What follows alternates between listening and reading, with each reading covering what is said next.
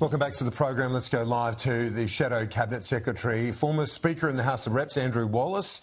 Are you worried about the fallout of the comments from Senator Price on Indian migrants, given such a big part of Australia, the contribution made to it, but also the Liberal Party itself from those of Indian heritage, Andrew? Well, Kieran, thanks for having me. I'm coming from Alexandra Headland, a magnificent beach and surf club here. Look, the Indian community are absolutely welcome here in Australia. The Indian diaspora here on the Sunshine Coast play a pivotal role in our local economy. They are unbelievably hard-working people, and they are absolutely involved in every facet of our local community here, and they are very welcome. Would an apology help just to be able to stem the damage and move on? Well, Kieran, I'm really sorry that the Indian community have been as upset as they are. No one on the Indian community has spoken to me here locally, but I'm really upset as they are about some of the remarks that have been made. But look, those remarks that Senator Price has made, she's walked away from them. She's indicated her regret. She's misspoken, and it's time for us all to move on. Okay, yeah, well, I think you'd hope that's the case, but sometimes it's easier said than done when there isn't just a flat-out apology. You know that it's politics 101, Andrew. Well, look, I can't speak for Jacinta Price. I believe that she is meeting with members of the Indian community today. All I know is that the Indian community are very, very welcome here on the Sunshine Coast, as they are throughout Australia. We are a migrant nation. We're virtually all of us are from somewhere else, unless we're Indigenous. Exactly.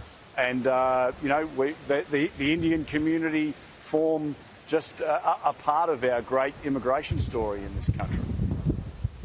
On another story you've been focused on for a number of years now, we've spoken about it many times, and that's the social media policy response. Today, the Courier Mail in the great state of Queensland reporting one father, he's made this is his child's legacy, who tragically took his own life, and since then he has been campaigning on these issues, but he's warning in today's Courier Mail against any loopholes in the social media ban that the government's going to implement.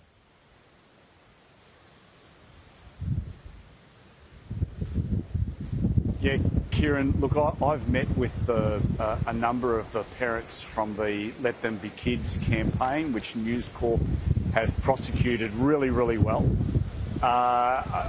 What I've said for a number of years now is that we can't let the perfect be the enemy of the good. We know that there are going to be people who will work their way around these rules, but just as people speed, just as people drive cars, unfortunately, without seatbelts, they drink drive, that doesn't mean that we don't have road rules. We've got to have road rules for the internet, just as we do for rules on our roads. And we cannot let the perfect be the enemy of the good. We've got to ensure as best we can that we keep kids safe online. We've now less than 100 days before these new laws come into being. And what the parents were talking to me about in my parliamentary office last week is that the parents from the Let Them Be Kids campaign are concerned that there's not enough information that's being put out by in fact, there's no information that's being put out by the government as to how this is going to work.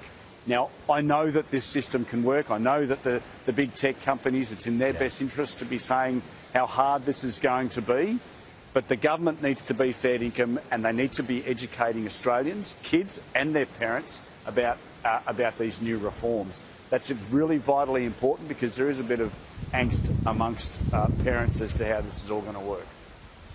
The report released by the government last week did show technologies that are not only can work but are working now in terms of age assurance. It's happening now, and some Australian technology is already being used to do this very thing, Andrew.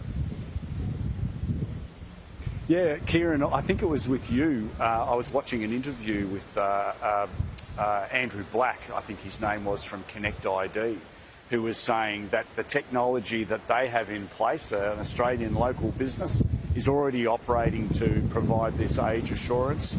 I was watching Julian McGrant, the Safety Commissioner, talking about discussions that she had last night on the ABC. She was saying that she was talking with the CEO of TikTok, and the CEO from TikTok told her that within someone logging on, or for the first time, they know someone's age within 3 seconds. Within 3 seconds of them creating an account, they will have a very accurate concept of how old someone is. So the technology's there.